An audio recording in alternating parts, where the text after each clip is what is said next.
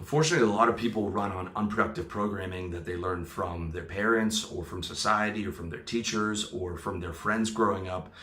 And a lot of the time, you have that programming that you've accepted as objective fact at 5 years old, at 10 years old, at 15 years old, and that programming is hurting you. And a lot of the times you haven't examined that in the last 5 years or 10 years or 15 years or 20 years or 30 years. And to make sure that your beliefs are serving you, okay? Because unproductive beliefs don't serve you. Unproductive beliefs don't make you feel good. And if you follow my stuff, you know that I want to help you create the most consistently happy reality that's possible. I think that is the absolute best way to live. I think that every single person on this planet wants to feel as much joy and bliss and happiness as possible. Okay, if there was a joy and bliss and happiness pill that had no side effects, every single person would take that. I guarantee you. Okay, and being happy within yourself is not only the best thing that you can do for you, it's the best thing that you can do for your parents, it's the best thing you can do for your friendships, it's the best thing you can do for the women in your life, it's the best thing you can do for your clients and customers and business, and it's the best thing you can do for the strangers around you, okay? Forget about all this changing the world, all right? The world is the way the world is. The best thing you can do for the world is be happy and lead by example and spread as much positivity around in all of the different aspects of life as possible, as well as being happy within yourself, because I don't believe that you deserve to suffer, okay? I don't believe there's anything productive about suffering, all right? I think the most logical conclusion is, how do I be as consistently happy as possible and build everything in my life around that, including my belief system?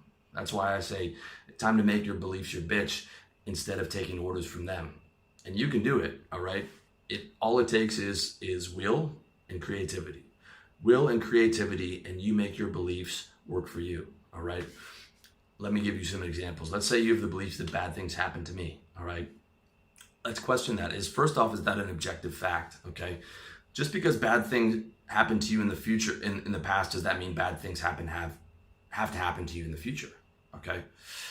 Just because bad things happen in the past, does that mean that you are always going to be a victim of circumstance? What if you could reframe a lot of those bad things as learning experiences and be grateful for the lesson that you're taught? Or what if there were some really traumatic things that happened that you aren't able to be grateful for as a learning lesson, but you could say, well, okay, how do I make sure that those things don't happen in the future? What if you could say, go back and look through the last 20 or 30 years and look at all the good things that happen and use your confirmation bias applied to the good things in your life and start to think about, well, actually good things happen. Good things are going to happen to me in the future. I've had some bad things happen, but I'm going to maximize the amount of good things that happen. And if something bad does happen to you, you can just look at that as an obstacle for creating the lifestyle that you want as someone who gets the good things in life, all right? I mean, there's a lot more you can do with that, but those are just a few examples. Let's say you have the belief of life is pointless and meaningless, okay?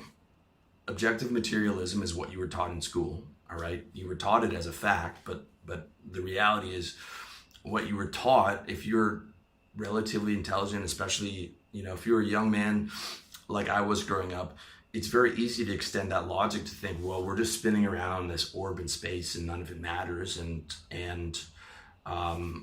there's no point and there's no meaning to it, all right? I was a 13-year-old nihilist, if you can believe that, because I was philosophically inclined, and I took the information I was getting in school and reading in certain books, and I applied that as if it was an objective fact. But let's examine that for a second, all right? What if there was a path laid out for you by your creator? What if life was a test? Or what if you had a certain amount of potential, you had free will, and you had a path laid out, and you could choose to maximize that potential, minimize that potential, half-ass that potential, and you're rewarded for using that potential, and your life does have a purpose, and there is a purpose to this world, and there is a purpose to this planet, and we are spiritual beings that are consistently evolving through different life cycles. I'm not saying you have to believe that, okay? I'm just outlining that as as one possibility. Okay, and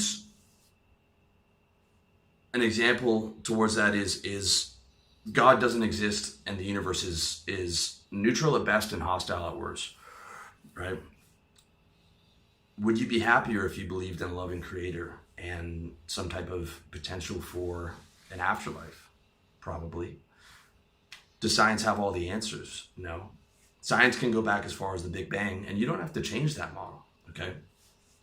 I'm not saying you have to believe in intelligent design or anything. You can use the best scientific model available, the Big Bang, but what created the Big Bang? What created time? What created time and therefore matter and space and energy, right?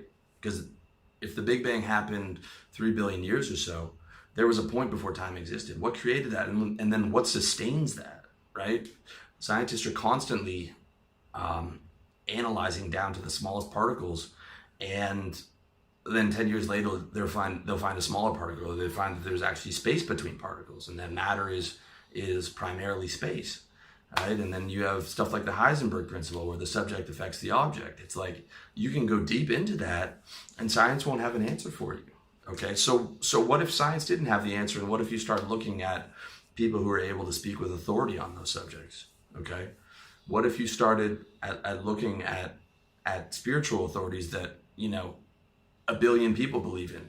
So instead of writing that off like I used to do about religion, I would say, well, let me explore that and see what kind of information they have. Maybe they have a better model for me where I can believe in positivity, I can believe in a loving creator, I can believe in an everlasting spirit.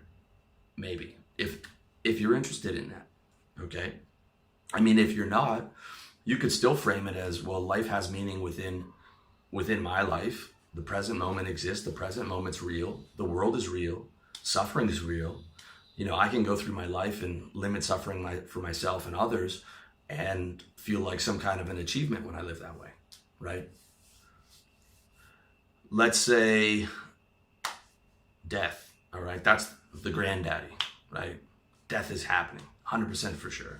You can't argue your way out of that one, right? Well, at least 3 billion people believe in life after death. At least, okay? Maybe you'd like to believe that your spirit lives on. It's a lot nicer to think that your spirit lives on after this physical body dies. Or maybe your spirit was never born and it's only and can't die, and it's only this physical body that dies in this materialistic world that we live in. It's only the flesh that dies. Maybe I'm just a spirit speaking to you in the material world to remind you what you are. And maybe there are perfected spirits or perfected souls that have fully merged their river into the divine ocean, like Christ and Buddha and Ramana Maharshi and Ananda Mayi Ma and Ramakrishna, and the list goes on. Maybe that's also something that you can investigate in if you're interested in it. Let's say you think that you have depression, okay? Now you might be depressed now, but what if that was just a transient state? What was that? What if that was just how you're feeling now? What if you could look back over the last month and see a time where you laughed? Maybe you were watching Family Guy and you found that funny and you weren't depressed in that moment.